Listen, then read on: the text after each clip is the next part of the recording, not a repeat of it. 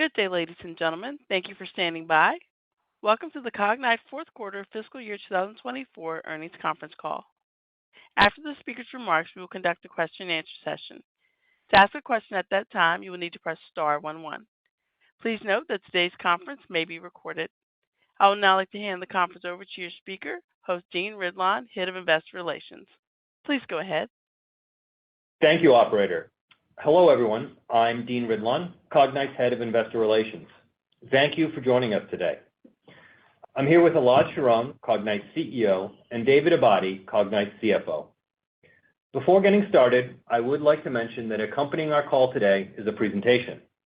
If you'd like to view these slides in real time during the call, please visit the Investors section of our website at cognyte.com. Click on the Investors tab, click on the webcast link, and select today's conference call. I would also like to draw your attention to the fact that certain matters discussed on this call may contain forward-looking statements within the meaning of the Private Securities Litigation Reform Act of 1995 and other provisions of the federal securities laws.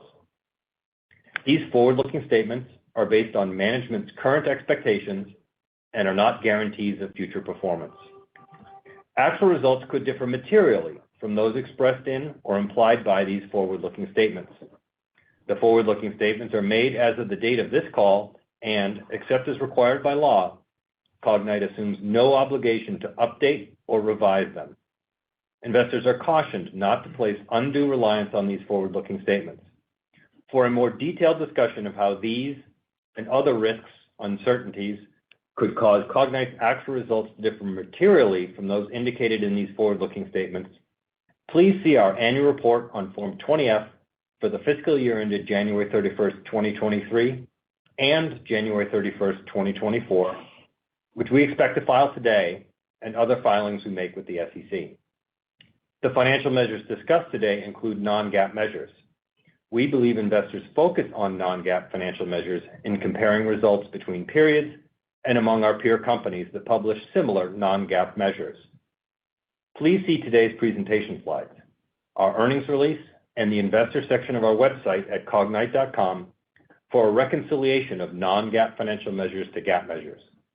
Non-GAAP financial information should not be considered in isolation from, as a substitute for, or superior to GAAP financial information, but is included because management believes it provides meaningful information about the financial performance of our business and is useful to investors for informational and comparative purposes. The non-GAAP financial measures that the company uses have limitations and may differ from those used by other companies. Now, I'd like to turn the call over to Elad. Thank you, Dean. Welcome, everyone, to our fourth quarter conference call. The fourth quarter was a strong finish to a productive year for Cognyte. Market demand stabilized and continued to improve as bad actors utilize new ways to conduct their business, and the need for advanced technology and actionable intelligence continues to grow. We executed well in fiscal 24, delivering top-line growth of approximately 11%, and we entered the new year with an improving momentum that is supported by strong and short and long-term RPOs, which give us confidence in our outlook. Importantly, we have reached an inflection point where we are growing gross profit more rapidly than our revenue, and we expect fiscal 25 to be a year of operating leverage. To be clear, we will be investing in R&D and our North America expansion efforts to accelerate future growth, but the pace of our operating expense growth is expected to be slower than our revenue ramp, leading to improved profitability. For fiscal 24, we generated non-GAAP revenue of $313.5 million and increased our SAS-adjusted non-GAAP gross profit by more than $39 million on $30 million in increased revenue. Our improving gross profit, expense management, and growing operating leverage enabled our third consecutive quarter of positive adjusted EBITDA at $4.3 million. In fact, we delivered $9 million in positive adjusted EBITDA for the full year, along with $35 million of positive cash from operations and $25 million of free cash flow. Cognyte is again generating operating income, and we expect not just to maintain our profitability, but meaningfully expand it in the next year. We believe we now have a stable platform to execute and expect the coming year to be one of further operational improvement as we aim to build on this strong foundation to deliver sustainable and profitable growth. During Q4, we continue to win deals with both new and existing customers who recognize the strength of our innovative technology and Cognyte's ability to deliver value. Looking at the full year, we signed contracts with 29 new customers, which is up 70% year-over-year. These new customers present a meaningful opportunity to drive growth. In most cases, new customers start small, and we believe that our land and expand strategy will drive incremental revenue growth, profitability, and cash flow over time. As we look across our addressable market, North America represents a meaningful near-term opportunity for expansion. As previously shared, we are allocating resources to increase our presence in North America. These investments have already started to drive results with several important wins over the past fiscal year. Our strategy to start with state and local has been successful, as our new customers are pleased with the value our solutions deliver and have been providing references to potential new customers throughout the region. Regarding federal customers, we are working with an established partner to penetrate this market, and we believe that we have the right sales approach and superior technology to allow us to win. Initial progress in North America has reinforced our confidence that our strategy is sound, and we have increased our sales efforts further to leverage this momentum. We believe we'll be able to win more new customers and simultaneously increase wallet share with our existing customers over time. We continue to innovate and deliver solutions that we believe demonstrate our technological leadership and generate unique value for our customers. We have a lengthy track record of delivering powerful investigative analytics solutions to hundreds of customers around the globe. Our customers view us as domain experts, and we have decades-long relationships with many customers. Our advanced technology, including innovative analytics and AI, allows faster and more effective investigations by fusing data at scale, creating digital twins, and detecting patterns, relationships, and other hidden insights that would be nearly impossible to find otherwise. This helps prioritize risk and maximize the productivity of investigators and decision makers, enabling faster decision-making and creating incremental value for our customers in important missions. Our investigative analytics solutions are sold to national security, law enforcement, national intelligence, and other organizations to enable them to perform more effective investigations. We believe customer references and field trials are very effective ways for us to win deals with both new and existing customers. The first win I would like to highlight is for more than $20 million with an existing national security customer for its mission to combat terrorism. We recently released a new version of our solution with advanced and differentiated capabilities. These capabilities solve challenges brought on by emerging technologies that create new needs for our customers. The customer recognizes the value we deliver and continues to select our solutions to support the evolving needs. We believe you won because of the demonstrated superior performance of our advanced technology. The second win is for approximately $10 million from an existing national intelligence customer to address border security threats. This is an additional win from this customer that is highly satisfied with our solutions they are using for other use cases. For this use case, we were able to demonstrate the effectiveness of our solution through field trials. The third win is with a new national intelligence customer to help them safeguard their forces. The deal is for approximately $3 million. Previously, we sold solutions to another agency in the country, and this agency served as a reference for us, affirming both the performance and the value our solutions generate. This strong reference played a significant role in our ability to sign this new deal. The customer has already deployed their new solution, and it is generating value for them. I would now like to discuss what's driving demand. Customers view Cognyte as a strategic, trusted partner, providing innovative solutions that help them to improve the speed, accuracy, and success rate of their investigations and make timely decisions. In general, customers range from organizations that are focused on relatively small geographies, like law enforcement agencies, all the way up to security and intelligence agencies that are responsible for combating threats on a national level. Our customers are dealing with a wide variety of challenges. The level of sophistication of bad actors continues to increase as they leverage technology to hide their activities better. It has become increasingly difficult to connect entities to their digital footprint. In addition, the volume and diversity of data our customers are working with has grown dramatically. Our customers face a challenging situation. More digital data in more places, much of it is unstructured, makes investigating bad actors more difficult. Cognyte addresses this challenge using advanced analytics and AI-enabled solutions to analyze multiple data streams to create a holistic picture of bad actors' digital footprint. These new emerging and evolving challenges, coupled with increased geopolitical unrest, requires our customers to continue investing in the technology to keep them ahead of these threats. We continue to leverage R&D to bring innovations to our customers so that we can maintain our differentiation. Cognyte utilizes advanced AI capabilities to rapidly analyze the various disparate and growing data assets to enable our customers to make quick decisions and execute important missions. We believe the strength of our technology, together with our domain expertise in investigative analytics, will continue to enhance the value we provide to our customers, increase our differentiation, and drive demand. The technologies bad actors are utilizing continue to evolve rapidly. For example, advancements in Gen AI and cryptocurrency have added significant complexities for our customers. Gen AI has provided bad actors with the ability to create fake identities and generate harmful content on open source channels. Customers using our solutions can investigate and reveal with high confidence the potential identity of the bad actor and better understand the intent and risk of its actions. Similarly, the use of cryptocurrency has made it easier for bad actors to transact anonymously.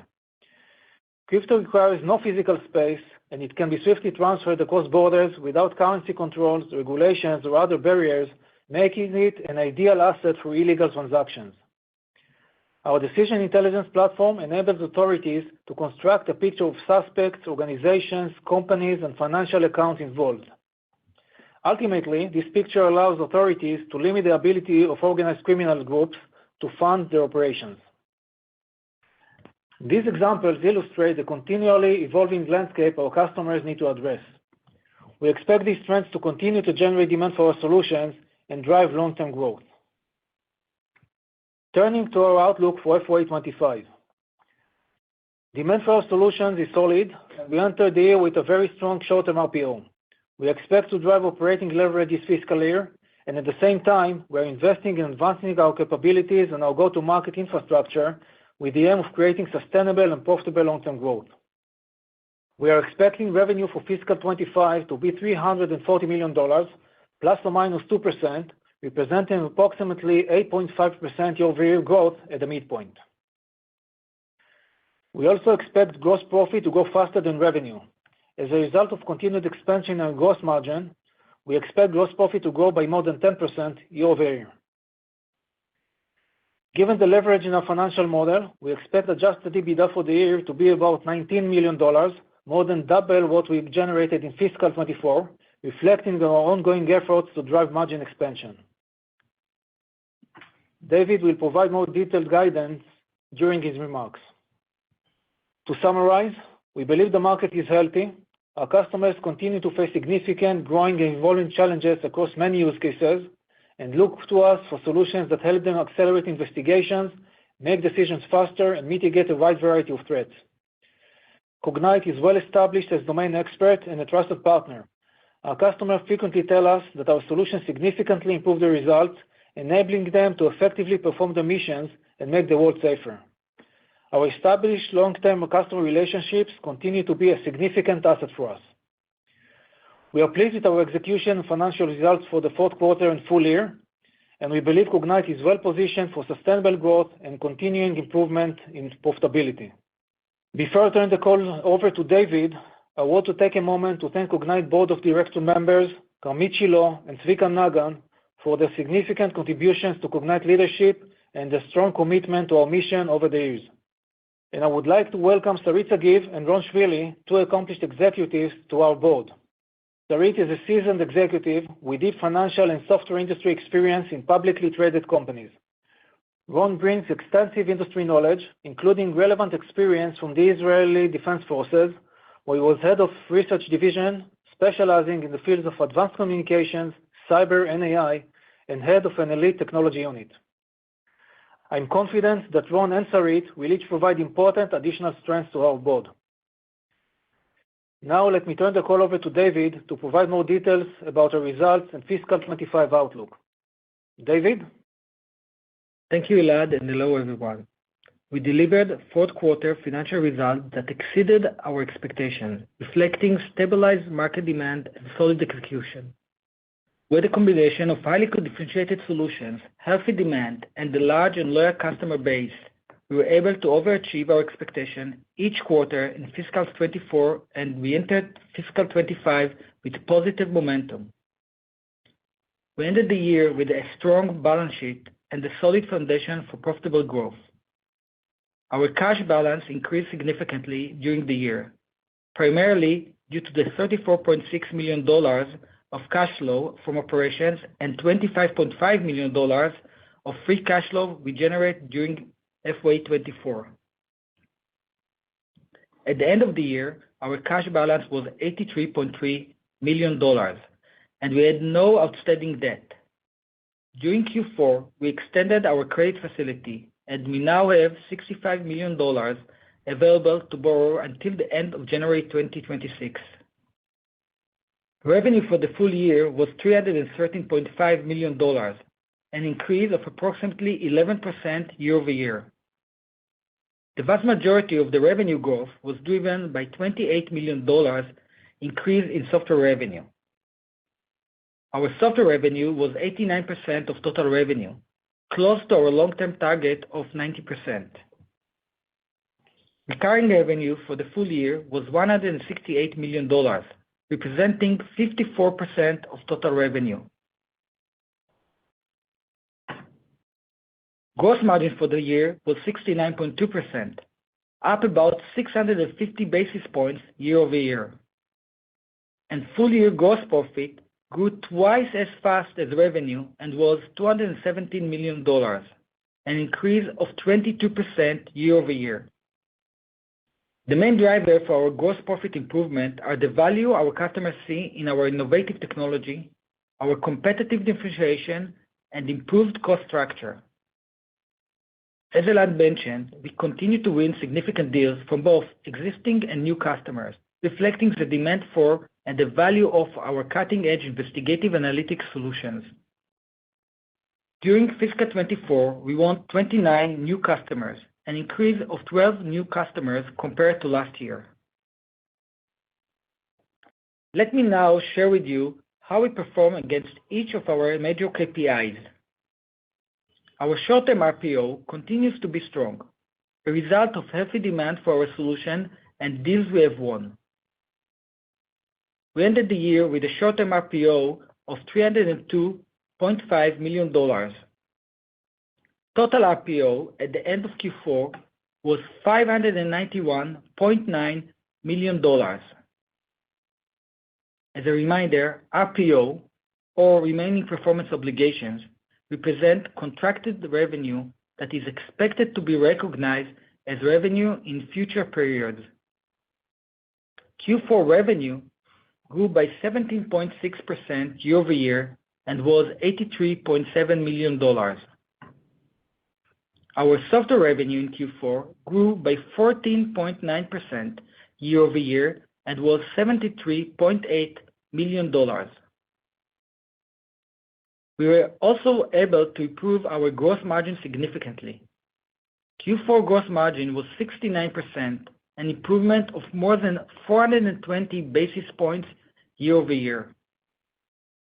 Our gross profit continued to grow meaningfully faster than revenue. In Q4, gross profit was up 25% year-over-year. We have been focused on executing our goals to improve our financial model further and drive margin expansion.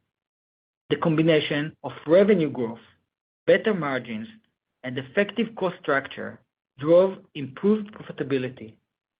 During Q4, we delivered $4.3 million of adjusted EBITDA, bringing full-year adjusted EBITDA to $9 million. We have delivered positive adjusted EBITDA for each of the last 3 quarters, and we expect to continue delivering positive adjusted EBITDA going forward. all the metrics I have discussed so far are on SAS-adjusted non-GAAP basis. For fiscal 25, we expect full-year revenue of approximately $340 million, plus or minus 2%. This represents approximately 8.5% year-over-year growth at the midpoint of the revenue range.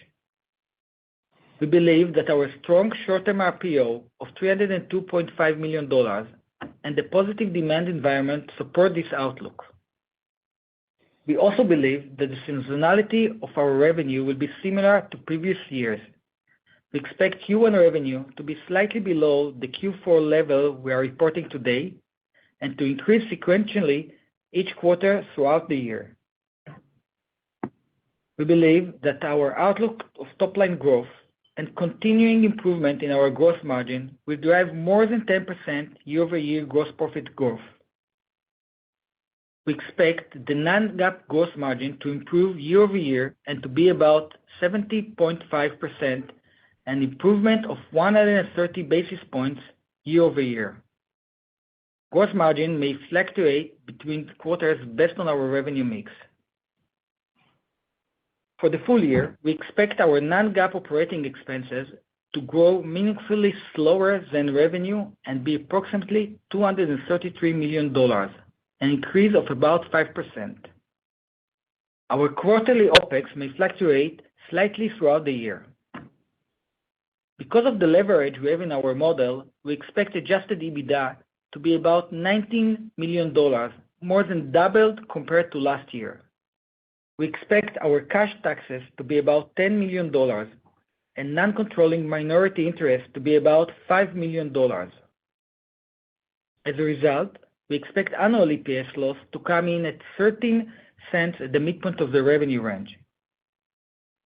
For share count, we assume about 72 million weighted average fully diluted shares in FY25. Turning to cash flow. In a typical year, cash from operation is similar to adjusted EBITDA. This year, we plan to generate about $34 million of cash from operation, significantly higher than the expected adjusted EBITDA. We have recently extended our lease agreement in our headquarters facility in Israel for an additional 10 years. We decided to renovate and change it to a more open work environment and reduce the amount of space we occupy. The renovation is expected to drive an incremental CapEx investment of about $6 million and will result in future OpEx savings. We also expect additional proceeds of about $5 million from the divestiture of SAS related to price adjustment. For the full year, we expect a total CapEx net of SAS expected proceeds of approximately $12 million. To summarize, we executed well during FY24 and produced strong results. The market has stabilized, and new and existing customers recognized our advanced solutions and the value they generate for them. We continue to add capabilities and increase the value of our solution delivered to our customers by leveraging the latest technologies, including AI.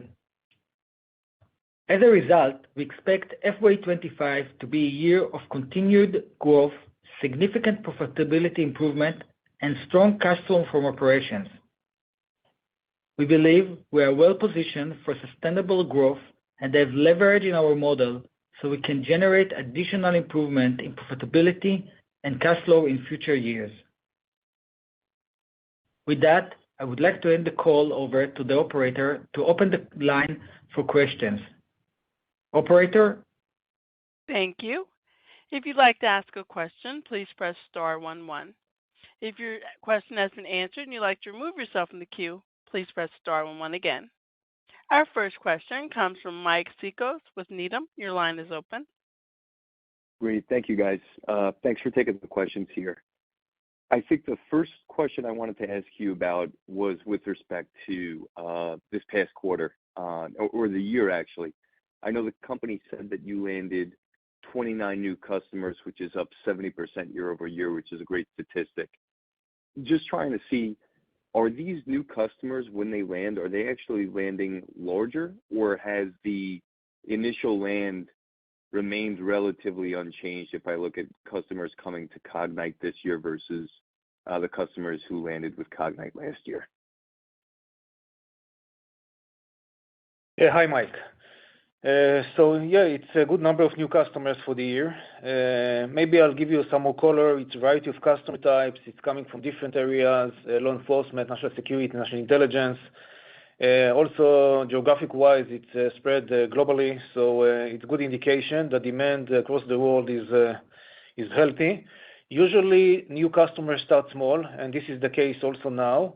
We had one large deal last year with a new customer of more than $20 million, but the other deals, most of them are small and actually grow over time.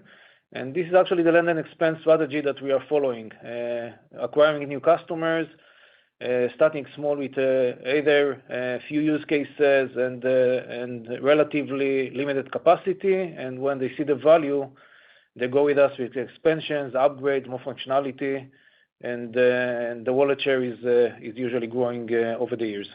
And this is the case also here.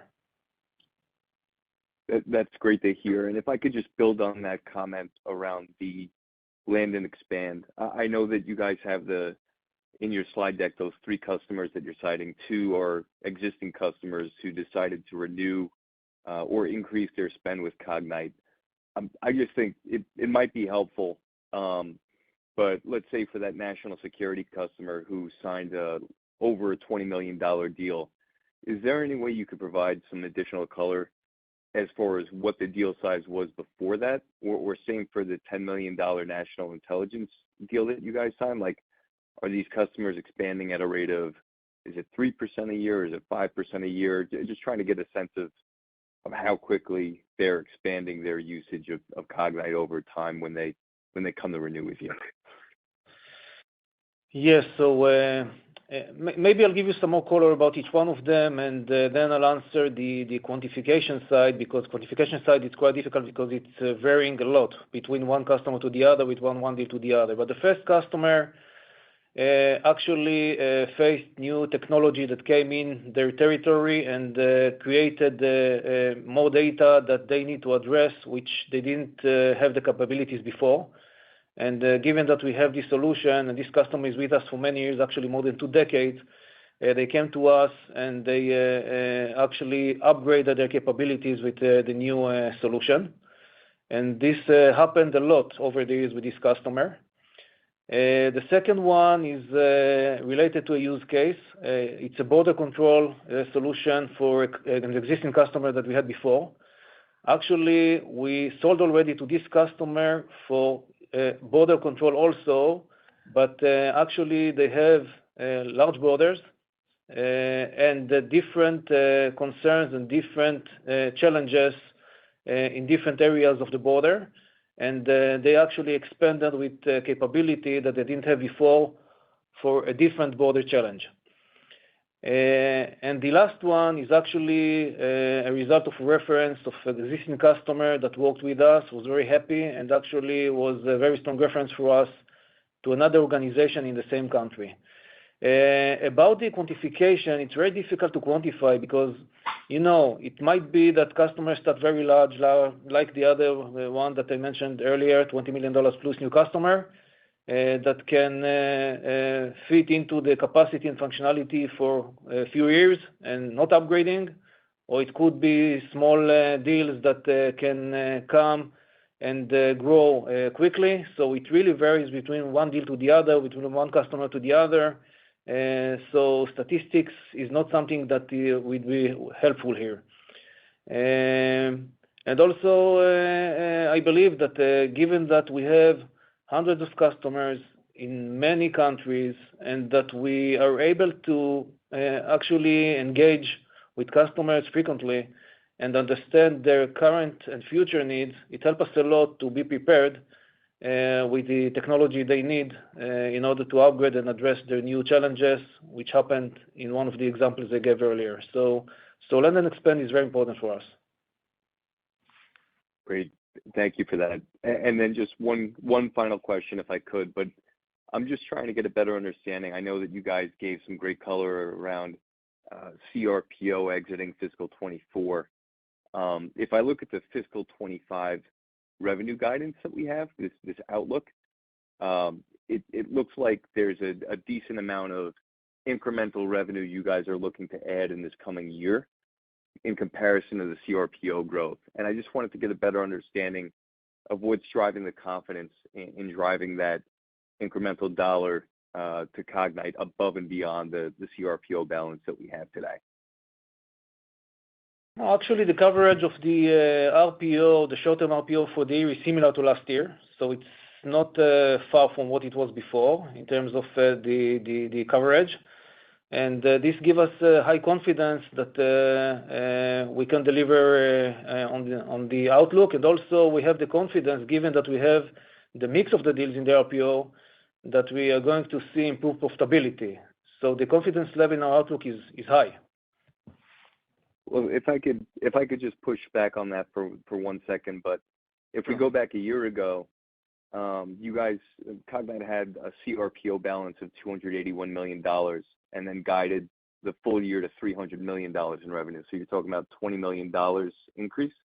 And I look at where we are today, we have $303 million or so in CRPO and then a guide of $340. So the incremental dollars above and beyond the CRPO balance has gone up from $20 million to almost $40 million if I look at the guidance that we have today. And I'm just trying to get a better understanding of, again, that doubling of the incremental dollars above the CRPO balance. Does that make sense? I just want to make sure I'm clear on that. Yeah. So if you look at the previous current RPO of the 280 versus the initial guidance of the 300, we were like in that period in a different environment from our perspective. During this year, we saw significant demand, and we saw that the RPO is growing quarter over quarter, which first increased our confidence, and second, allow us to increase the guidance over the year. When you look at next year, we are starting the year with $302.5 million of RPO, short-term RPO, and guiding 340, which is from a coverage perspective, it's the same percentage that you will see, a very similar percentage versus the 280 and the 313 that we actually guided. The main difference that we have, if you compare this year versus last year, is that over the last few quarters, we work closely with our customers, and we know that our short-term RPO is very strong and allow us to predict in a good way where we're going to land. And actually, we are very pleased from the last few quarters that we're able also to overachieve quarter over quarter. Is that address to your question? No, it does. It does. I really do appreciate the incremental color from both you and Elad. So thank you very much. I'll turn it over to other analysts on the line. Thank you. Thank you. Thanks, Mike. Thank you. Our next question comes from Shaul Eyal with TD Securities. Your line is open. Thank you. Hi, good afternoon, guys. Congrats on the ongoing consistent outperformance. My question is around AI, Gen AI, which has been the topic du jour in recent quarters. Elad, in your prepared remarks, you did mention latest AI developments as a driver for the market and the company. Can you maybe double-click on this point, maybe provide us with some insights, and how should we be thinking about Gen AI impacting Cognyte's near and long term? Thank you. Sure. Hi, Shaul. So AI is becoming more important for customers over time, and actually it's a race. And maybe it's important that we understand that it's a race between our customers who are trying to make the world safer and the bad guys who are trying to hide better. So if you look on the bad guys, they're using Gen AI and advanced technology to hide their identities. I gave an example earlier in the call about Gen AI and using fake entities and cryptocurrency that actually they use in order to anonymize who they are. And actually this makes our customers' challenges much more complicated and difficult to address. as if you want to put your hands on the bad guys or investigate them, you need first to know who they are. And this is one challenge that is growing over time.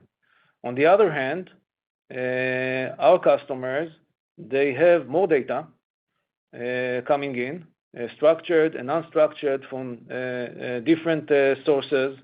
And in order for them to be able to actually unhide or uncover hidden insights, they need more capabilities in the analytics and AI areas in order for them to be able, in high probability, to identify who is actually the identity behind something that happens.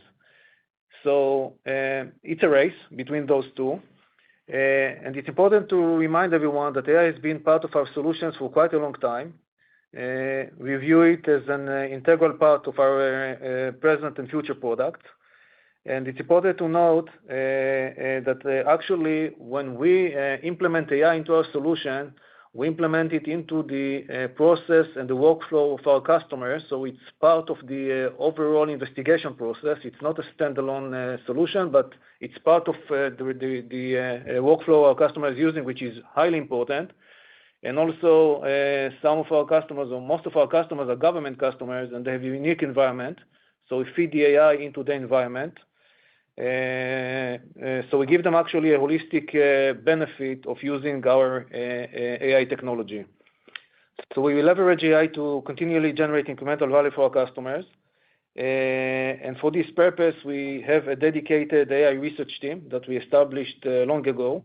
And that's all they're focused on, to give more value out of the existing data sets that customers have in order to be able to unhide insights in a much quicker and accurate manner. And we view it as one of the demand drivers for the short and for the long term. It's something that is evolving over time.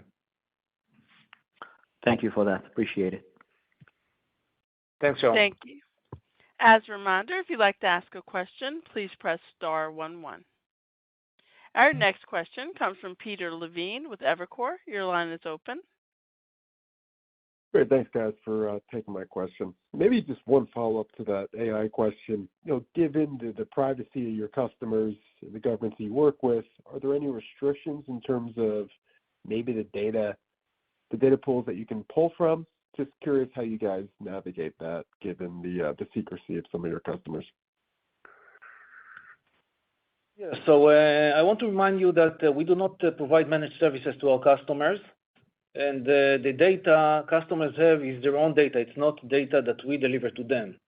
So given that they are government customers and that they are regulated customers in their countries, it's their responsibility to put their hands on the data that they're allowed to and do the investigation process themselves without our interference. So we are not exposed to customers' data. Okay. And then if you think about the guidance, Peter? Yes, can you hear me? Yes, please. Yeah, and then maybe, if you think about the guidance, maybe help us what's baked in there. Obviously, 17 net new customers in fiscal 25.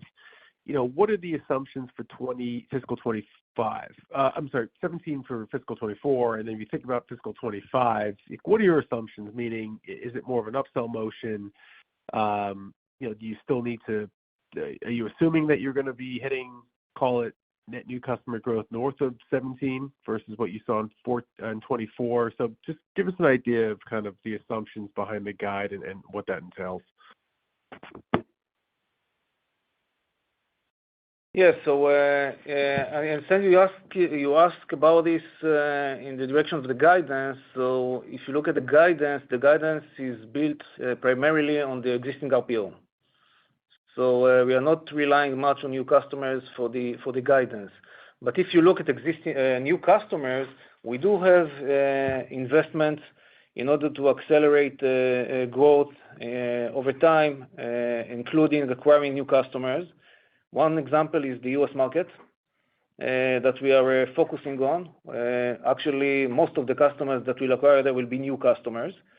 I mentioned earlier in the call that we focus on state and local first and started recently with the federal. So we do expect new customers to land for us. And also, as I mentioned earlier about the land and expand strategy, we expect those customers to stay with us for quite a long time and continue and buy from us again and again. Actually, I can tell you that I was in the US in January this year, meeting customers, and I can tell you that we already have a follow-on order from customer after the meeting, and actually one customer that already put a second deal with us. So it's important for us to continue and win new customers, and we are focused on that, primarily in the US. And if you think about the expansion into the US, is that direct? Is that through partners? Help us understand the investments that you're making today to expand further in the US. Thank you. Sure. So for this, we started with the state and local. We started direct, and actually we have a sales team, a local sales team, with everything you need, including demo and POC capabilities and marketing efforts and participating in relevant conferences. And the investment, given that it's a penetration mode, the investment in sales efforts in the US is disproportional to the current business level. As a federal, we are using established partner who has the relevant clearance and market access and know-how and relationships with relevant federal customers. So state and local is primarily direct, and federal is primarily by an established partner that we have. Great. Thank you for the color. Sure. Thanks, Peter. Thank you. Our next question is a follow-up from Mike Cikos with Needham & Company. Your line is open. Hey, not a follow-up question here, more of a comment, just to make sure everyone was clear, at least based on what I heard. And management, if you guys, Elad and David, just sanity check the numbers I have on my side, because I know Peter had referenced 17 incremental new customers. Just for perspective, the numbers I have, and I know we're all digesting this in real time, you added 29 new customers in fiscal 24, which is up from 12 in fiscal 23. And so there's a 70% year-on-year increase from 12 to 29 from fiscal 23 to fiscal 24. Is that correct? It is from 17 to 29. So 12 new increment. Yeah, from 17 to 29 and 12 more, which is up 70%. Yeah. Got it. Thank you for clarifying. I appreciate that. Sure. No problem. Thank you. There are no further questions at this time. I'd like to turn the call back over to Dean Ridlon for any closing remarks. Thank you, Michelle, and thank you everyone for joining us on today's call. We will be attending several conferences in May and hope to speak with some of you then. Should you have any questions in the meantime, please feel free to reach out to me, and we look forward to speaking with you again next quarter. Thank you. Thank you for your participation. This does conclude the program, and you may now disconnect. Everyone, have a great day.